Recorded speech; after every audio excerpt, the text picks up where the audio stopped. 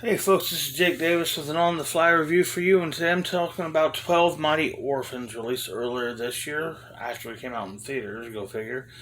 It stars Luke Wilson, Martin Sheen, Robert Duvall, Vanessa Shaw, Jason Wayne Newman, Knight, and Treat Williams.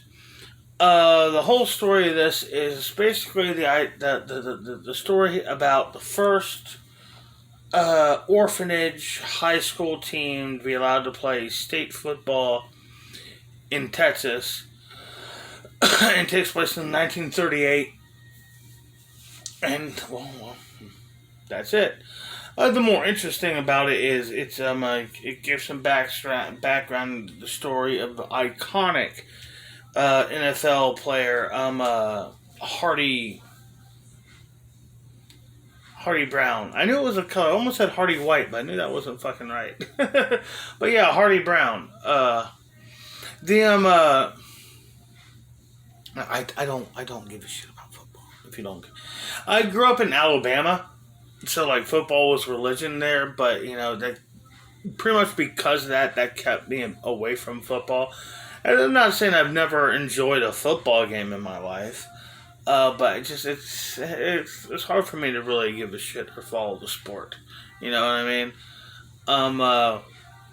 It's not like wrestling with me. I like wrestling because it's all performative. It's all just a show.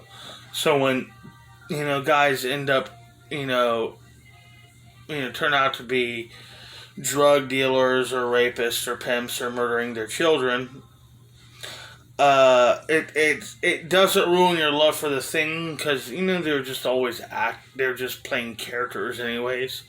When you get all invested in a guy like Tom Brady and then he blatantly cheats to win the Super Bowl, you just pretend it never happened because you love Tom Brady so much.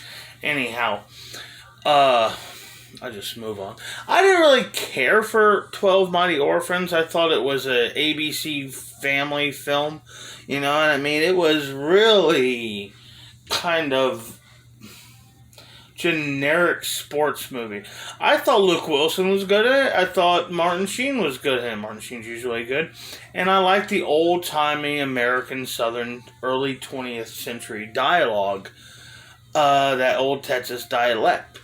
But I just couldn't give a shit about this movie. To be 100% honest, I just couldn't really get invested or care. I thought the kids, the boys, were the most interesting thing.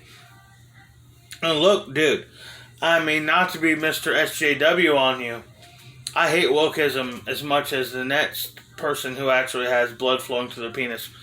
But holy shit. You gotta sit there and give me a story about Texas in any fucking timeline of history that doesn't have any Mexicans. I've been to Texas twice. I spent a grand total of 4 hours there, and I met about 3,000 fucking Mexicans. Okay, man? They're there. They are around. And I know that none of them were part of the 12 orphans part of this program, but it's just none in the story. I mean, not even extras. It's like when Woody Allen used to make movies that took place about fucking New York City, and just apparently there's no black people for 23 movies in a row. Just not in his New York, goddammit. It's hard not to kind of feel like this feels racist. Anyhow, this wasn't awful. It was okay, but I don't give a shit.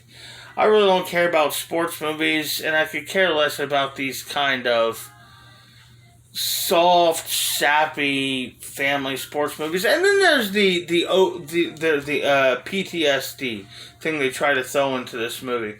Like, the movie literally opens with him in the locker room looking at the broken noses and the gashes and seeing all the aggressions on the boys' faces, and it gives him this PTSD flashback to when he was in the foxhole. Because, seeing a guy get his fucking head blown off is just the same as watching a teenager break his nose from a fucking shoulder tackle. No. Didn't like it. Didn't care for it, fuck it. I'm Jake Davis.